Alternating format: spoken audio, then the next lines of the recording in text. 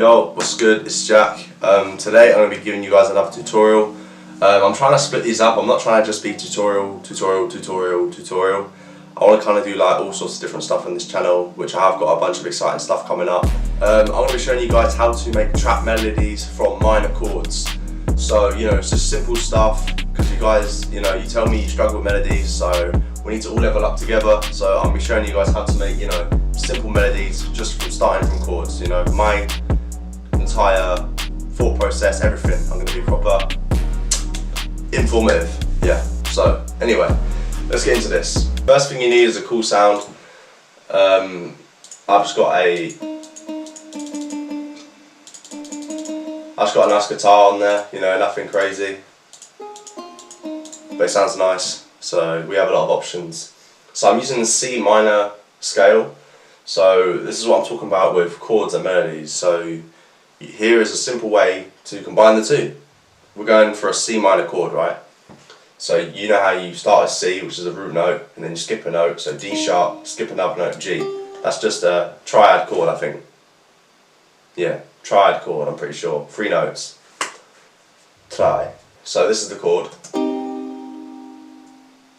Okay, so we're working at 160.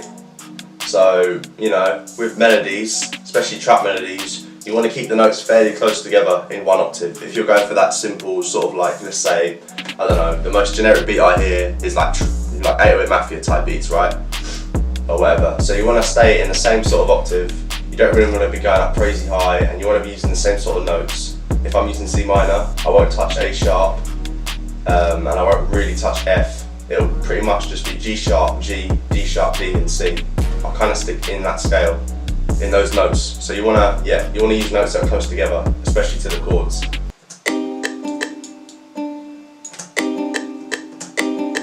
You hear that? So that's a chord. All that is a chord and D after. Now already, that's like caught my attention. That's like, oh, that sounds nice. Control L, cut it.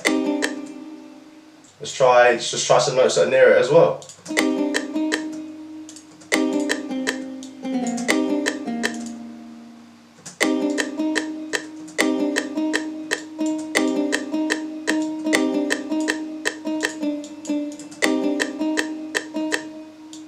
So if we just copy that,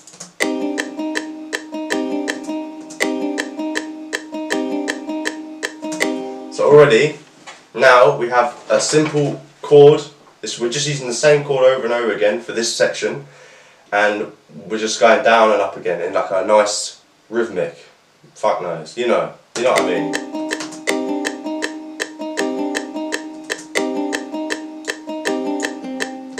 Oh. So just to switch it up,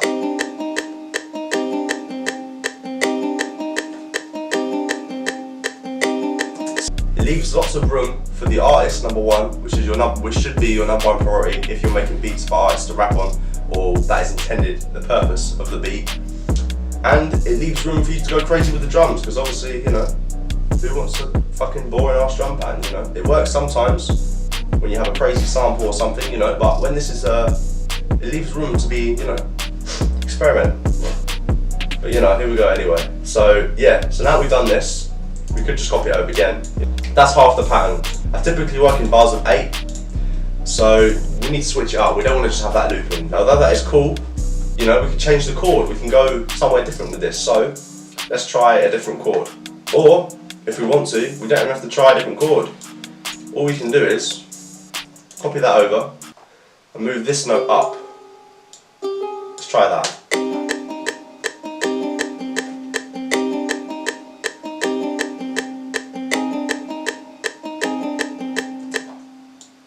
Let's keep that note up.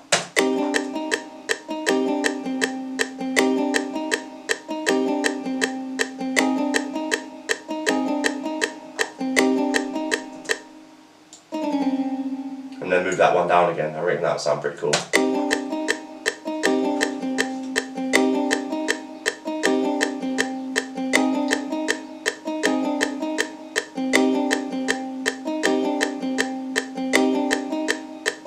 And there we go, back to the beginning again. We're pretty much using the same chord. I think this chord does count as something different. I don't know the terminology. So So you see you have G sharp and G there in the scale and they're right next to each other. If you use them two notes back and forth, that creates tension. I don't know what that's called, I heard it, it works. So yeah, you don't even have to use different chords, you can just move one note up, you know, change one note and it makes it sound completely different. And yeah, the pattern flows, it sounds cool, and it gives us lots of options with the drums and, you know, counter melodies and whatnot. Obviously you can go ahead and add effects to this, you know, you can do whatever you want, you know, go crazy with the effects. You know, you can add like an effectrix or a grow speed, reverse it, do whatever you want, pitch it up or down, you know, you've got loads of options there.